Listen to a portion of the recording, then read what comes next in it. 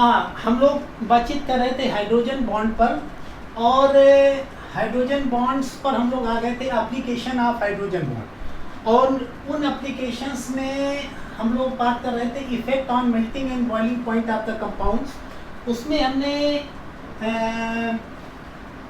Periodic table में group 14, 15, 16 और 17 का एग्जाम्पल दे करके तुमको बताया था कि वाटर, अमोनिया और हाइड्रोजन फ्लोराइड का अपने ग्रुप के एलिमेंट्स, अपने ग्रुप के कंपाउंड्स से उनका मेल्टिंग और बॉइलिंग पॉइंट ज़्यादा होता है, और उसकी वजह से कि अमोनिया, वाटर और हाइड्रोजन फ्लोराइड क्या करते हैं, इंटरमॉलिक्यूलर हाइड्रोजन बॉन्ड का फॉर्मेशन करते हैं। अब आ जाओ boiling point of alcohols. Boiling point of alcohols होता क्या है कि हम बात करते हैं एल्कोहल में C2H5OH, इथेनॉल, थायो एल्कोहल C2H5SH और डाइमिथाइल ईथर की होता क्या है कि इसका बॉइलिंग पॉइंट होता है 351 केल्विन, जो कि अन कंपाउंड्स के कंपैरेटिवली ज़्यादा होता है। इसका बॉइलिंग पॉइंट होता है 310 केल्विन, और इसका बॉइलिंग पॉइंट होता है 249 केल्विन। है क्या कि ये जो एथिल अल्कोहल है, ये क्या करता है, इसमें ऑक्सीजन एटम प्रेजेंट है, दिस इज C2H5OH। एक सेकेंड मॉलिक्यूल ले लें, HOC2H5, second molecule of ethyl alcohol. इसी तरीके से HOC2H5 थर्ड मॉलिक्यूल। तो एक एथिल अल्कोहल के एक मॉलिक्यूल का ऑक्सीजन एटम और एथिल मॉलिक्यूल के सेकेंड मॉलिक्यूल का हाइड्रोजन एटम, ये क्या करता है, इंटरमॉलिक्यूलर हाइड्रोजन बॉन्ड यहाँ पर फॉर्मेशन कर देता है। और इस इंटरमॉलिक्यूलर हाइड्रोजन बॉन्ड की वजह से क्या होता है, इनका बॉइलिंग पॉइंट ज़्यादा हो जाता है। क्यों? क्योंकि इंटरमॉलिक्यूलर फोर्स ऑफ अट्रैक्शन को कम करने के लिए जो जितनी एनर्जी लगती है, उसके साथ इसमें इंटरमॉलिक्यूलर हाइड्रोजन बॉन्ड भी प्रेजेंट होता है, जिसकी वजह से उसमें ज़्यादा अमाउंट ऑफ एनर्जी और हीट हमको इनको देनी पड़ती है, जिससे कि वो क्या हो जाए, वेपर्स में कन्वर्ट हो जाए। लेकिन इसके अपोजिट थायो अल्कोहल है या तुम्हारा डाइमिथाइल ईथर है, ये कंपाउंड जो है ये हाइड्रोजन बॉन्ड फॉर्मेशन नहीं करते, जिसकी वजह से इनका बॉइलिंग पॉइंट जो होता है वो इसके कंपैरेटिवली कम होता है।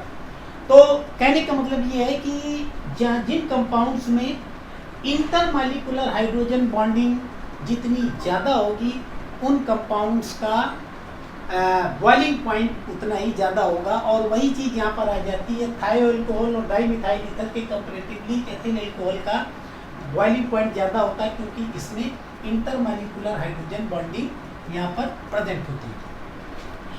दूसरी चीज़ आ जाऊँ, ये तो इसमें हुई। सेकेंड चीज़ है, मॉलिक्यूल में जितने ज़्यादा number of hydroxyl group present होंगे, यानी जितने ज़्यादा एल्कोहलिक ग्रुप प्रेजेंट होंगे, उस मॉलिक्यूल का बॉइलिंग पॉइंट उतना ही ज़्यादा हो जाएगा। जैसे एग्जाम्पल है, दिस इज C2H5OH। इसका बॉइलिंग पॉइंट है 351 kelvin. This is monohydric alcohol, क्योंकि इसमें एक हाइड्रोक्सिल ग्रुप यहाँ पर प्रेजेंट है। दूसरा है CH2OH। This is ethylene glycol. इसमें क्या है, इसमें दो हाइड्रोक्सिल ग्रुप प्रेजेंट हैं, और इसका बॉइलिंग पॉइंट जो है वो 471 केल्विन है। एक तीसरा एग्जांपल और है, that is glycerol. CH2OH, CHOH और CH2OH। दिस इज ग्लिसरॉल, और इसका जो बॉइलिंग पॉइंट है दैट इज 563 केल्विन। तो कहने का मतलब it is monohydric alcohol, it is dihydric alcohol, this is trihydric alcohol.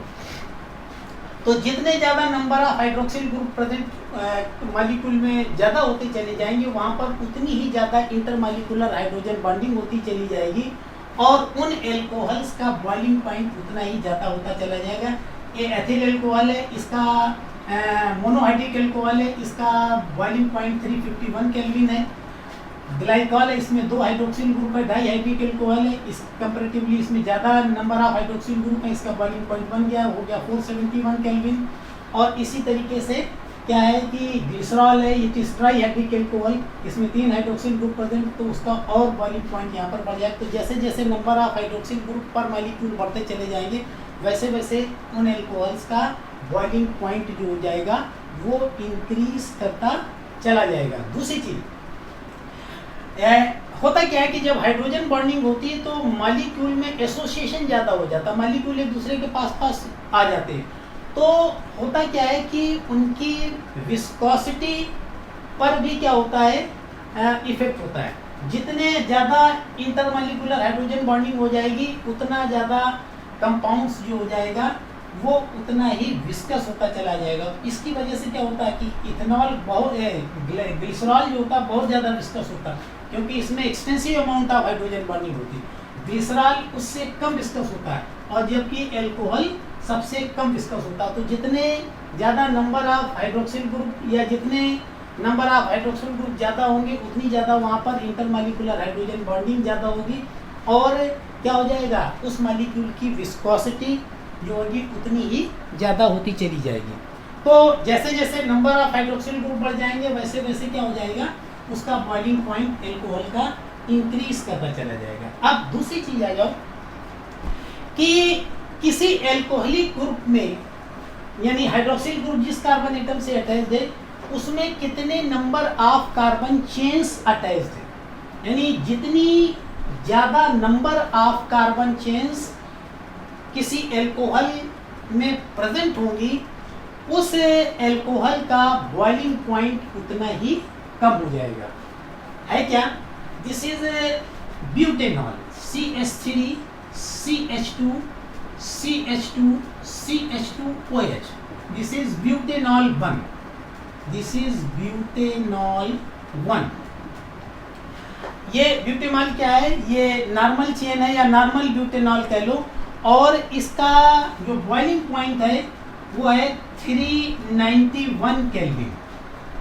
इसको तुम कह सकते हो this is primary alcohol, this is primary alcohol, क्योंकि हाइड्रोक्सिल ग्रुप उस कार्बन एटम से अटैच्ड है जिसमें सिर्फ एक, यानी ये उस कार्बन एटम से अटैच्ड जिसमें सिर्फ एक ब्रांचिंग है। तो ये हाइड्रोक्सिल ग्रुप इस कार्बन एटम से अटैच्ड जिसमें एक ब्रांचिंग है, और जो कार्बन एटम जिसमें एक ब्रांचिंग होती है वो क्या कहलाता है, प्राइमरी एल्कोहल कहलाता है।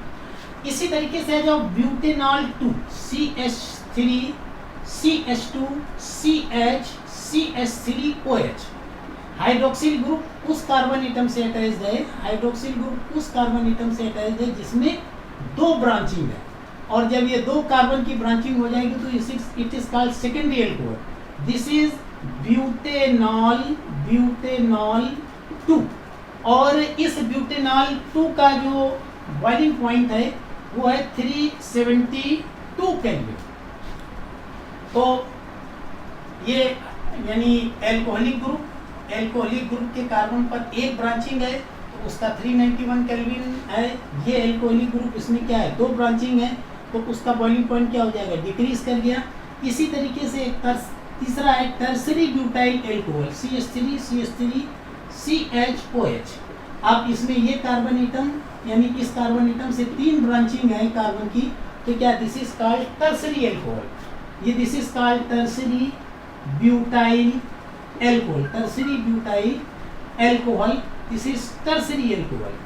तो क्या कहते हैं कि सब में 4 कार्बन एटम प्रेजेंट हैं, सबका मॉलिक्यूलर मास क्या है, सेम है। ये सब एक दूसरे के आइसोमर है, इनका मॉलिक्यूलर फार्मूला और मॉलिक्यूलर मास सेम है, लेकिन अंतर क्या है, अंतर सिर्फ एल्कोहलिक ग्रुप की पोजीशन से है। इसमें एल्कोहलिक ग्रुप उस कार्बन एटम से अटैच जिसमें एक ब्रांचिंग है, इसमें एल्कोहलिक ग्रुप उस कार्बन एटम से अटैच्ड है जिसमें 2 ब्रांचिंग है, इसमें एल्कोहलिक ग्रुप उस कार्बन एटम से अटैच है जिसमें 3 ब्रांचिंग है। तो जिसमें 3 ब्रांचिंग है वो टर्शियरी अल्कोहल, जिसमें 2 ब्रांचिंग है वो सेकेंडरी अल्कोहल, और जिसमें 1 ब्रांचिंग है वो क्या है, प्राइमरी अल्कोहल। तो जैसे जैसे अल्कोहल्स में नंबर ऑफ चेन्स यानी नंबर ऑफ एल्किल चेन्स बढ़ती चली जाएंगी, वैसे वैसे उसका बॉइलिंग पॉइंट क्या हो जाएगा, डिक्रीज करता चला जाएगा। तो प्रोपेनॉल में 1 कार्बन की चेन अटैच्ड है तो इसका 391 है, इसमें 2 कार्बन की चेन अटैच्ड है तो इसका बॉइलिंग पॉइंट डिक्रीज हो गया, 372 हो गया। इसमें 3 कार्बन की चेन अटैच्ड है तो क्या हो जाएगा, ये तुम्हारा उसका बॉइलिंग पॉइंट और कम हो जाएगा और इसका बॉइलिंग पॉइंट हो जाता है 365 केल्विन, 365 केल्विन। तो इस तरीके से जैसे जैसे एल्किल ग्रुप की चेन्स का नंबर बढ़ता चला जाएगा, वैसे वैसे इसमें क्या हो जाएगा, इनका बॉइलिंग पॉइंट एल्कोहल का क्या हो जाएगा, डिक्रीज कर जाएगा। 2 कंपाउंड्स और लेते हैं, एक लेते हैं हम वाटर HOH और दूसरा लेते हैं एल्कोहल C2H5OH। क्या होता है, वाटर का बॉइलिंग पॉइंट होता है 373 केल्विन और एल्कोहल का बॉइलिंग पॉइंट जो होता है वो होता है 351 केल्विन।